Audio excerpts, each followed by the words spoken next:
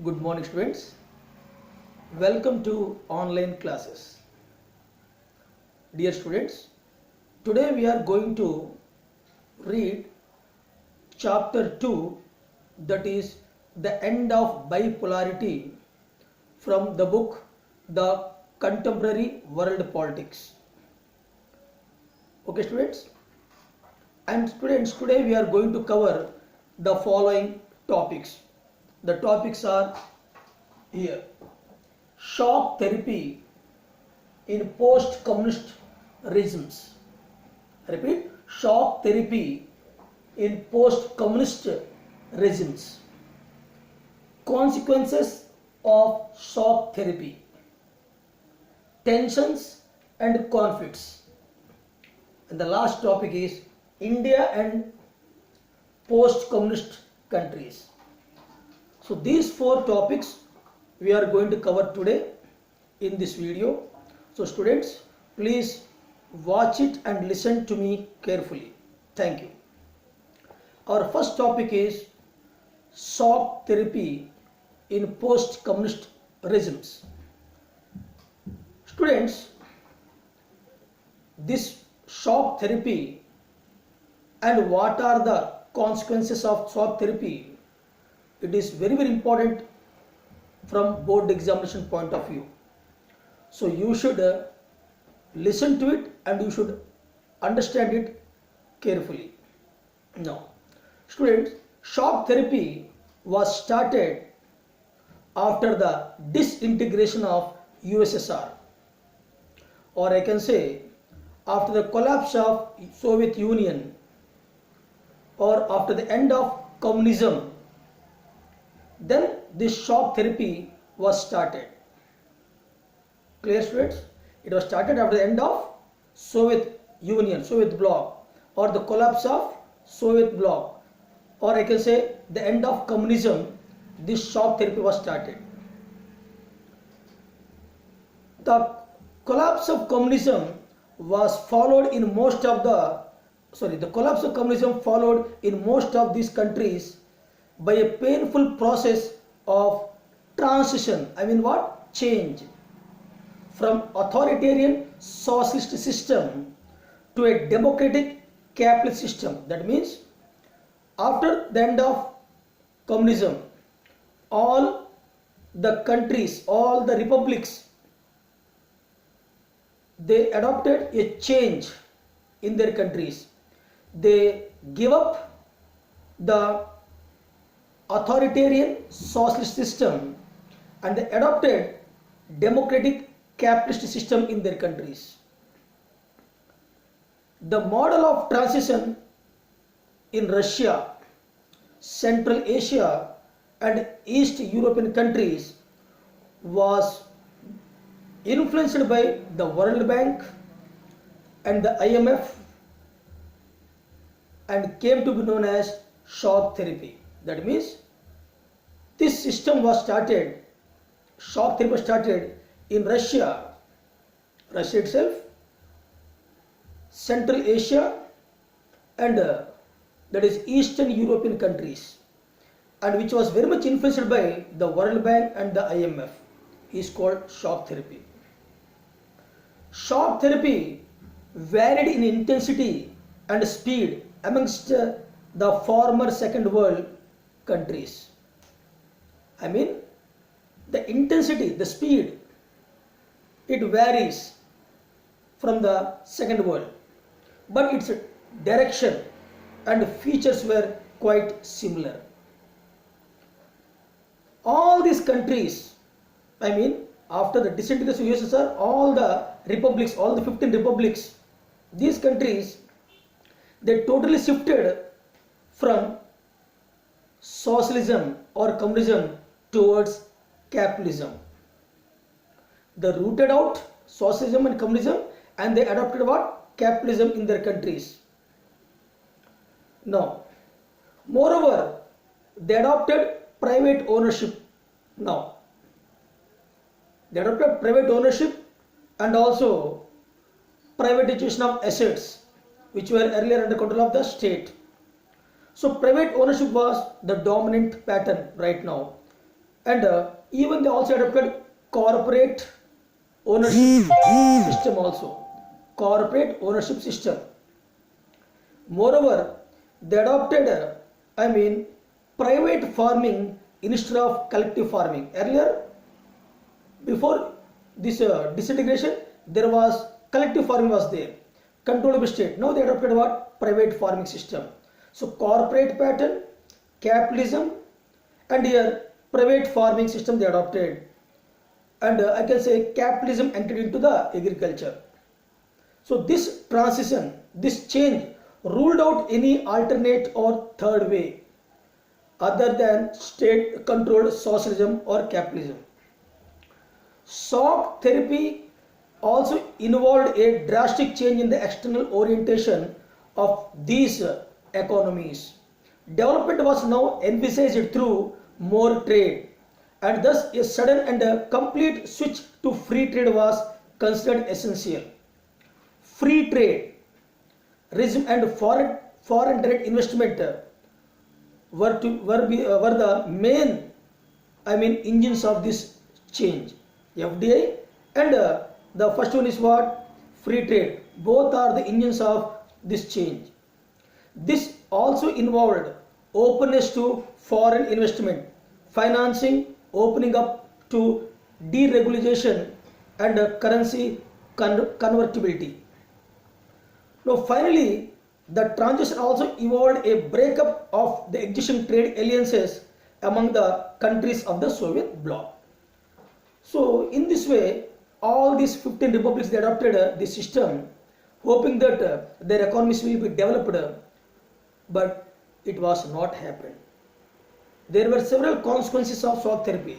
Now we are moving to the second topic, consequences of shock therapy. Now, what are the consequences of shock therapy? There are several consequences, there are several results of this shock therapy. What are they? Number one, shock therapy brought ruin to the economies and disaster upon the poor people of the entire region. It brought ruin to their economies. It brought disasters upon the people of the entire region. In Russia, earlier we used to call Soviet Union, when Soviet bloc was there, when USSR was there. Now we are calling Russia after disintegration. So in Russia, the large state controlled industrial complexes collapsed as 90% of its industries were put up for sale to private individuals and companies. Now almost all factories which are under control of state earlier, now they were given to private companies, private ownership. It led to disappearance of entire industries. So this is another consequence. The third consequence is what? This was called as the largest garage sale.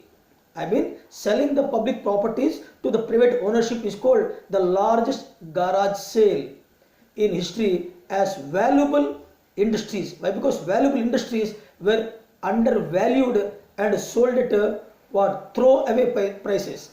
Throwaway prices. So this is another consequence. Therefore, construction of democratic institutions was not given the same attention and priority as the demands of economic transformation. This also was there. I repeat, therefore construction of democratic institutions was not given the same attention and priority as the demands of economic transformation. Most of these countries had strong executive president with the widest possible powers who often turned authoritarian. Now the leaders of these countries, these republics, they became authoritarian. Example, the presidents of Turkmenistan and Uzbekistan appointed themselves to power and remained in power for a long time. They allowed no dissent. They have not given importance to the public opinion in their countries. They allowed no dissent or any oppositions to them. Now, last consequence, due to export of natural resources, most of these economies started reviving in 2000, in the year 2000. Now we are moving to the next topic, that is tensions and conflicts. Why these tensions and conflicts occurred in Russia or Central Asia or Eastern European countries? The following are the regions. See students, most of the former Soviet republics, I mean there are 15 were there. No, most of the former Soviet republics prone to conflicts. They were fighting. Okay, civil wars are there. I mean war among the people within the country. Civil wars were there, and insurgencies, etc. These are there in all these republics, in all the former Soviet republics. So there is political unrest. Proper government was not there. Anarchy was prevailing. For example, secessionist movements. Here secessionist means what? Whenever a region, whenever a part of a country or whenever a state of a country demands to withdraw their nation, their state, and to make their state as a separate nation. I repeat, whenever a region in a state or a state in a country, if the people of that region, the state demands to make the region or the state a separate country, I mean they want to withdraw from the larger nation, is called secessionist movement. Such movements also took place in our country India, for example Punjab. So secessionist movements of Chechnya, one place, and Dagestan in Russia took place. So there were political unrest, civil wars. 10 years civil war of Tajikistan also there. So there are total conflicts were there. Now Czechoslovakia split into two parts, Czech and Slovakia. Earlier it was one, Czechoslovakia. Now it split into two, Czech and Slovakia. And Yugoslavia was Balkanized. Yugoslavia was given control to Balkan countries. Now Central Asia has become a zone of competition between outside powers and oil companies. Okay, I repeat, Central Asia has become a zone of competition between outside powers and oil companies. Russia perceives these states as its near abroad. Russia, they declared that these states as what? Near abroad, and believes that they should be under Russian influence. Russia believed that these things should be under their influence, these states should be under their influence. Now, coming to the last part of this chapter, that is India and post-communist countries. So what is the role played by India after the end of communism, after the disintegration of USSR, or after the breakup of Soviet bloc? See, India always maintained very good relations with all the post-communist countries, but the strongest relations are those between India and Russia. Always India maintained very good relations with all the post-communist countries, but the relations with Russia was very good. Why? Because in 1970 India and Russia signed Indo-Soviet Treaty earlier, before the breakup of Soviet bloc. So very good relation was with Russia. Still date we are having very good relation with what? Russia, which is embedded in a history of trust and common interest. Both countries trust on each other, and both countries having common interests. We want something from them and they want our help, or they want market, and we want to purchase certain goods from them, certain machinery from them, oil from them, nuclear weapons from them. That's why Russia and India share a vision of multipolar world. Russia and India both wanted to establish a multipolar world. Actually at that time, which polar world? The unipolar world was there, and USA is the world leader dominating the world. But Russia and India, they want a multipolar world should be there. And collective security, they both worked for collective security, greater regionalism, negotiations, independent foreign policy, strong democratic decision making by the UN, etc. So both countries, they worked on these things. Finally, India stand to benefit on issues like Kashmir, energy supplies like oil and nuclear, etc. India always wants nuclear weapons from Russia.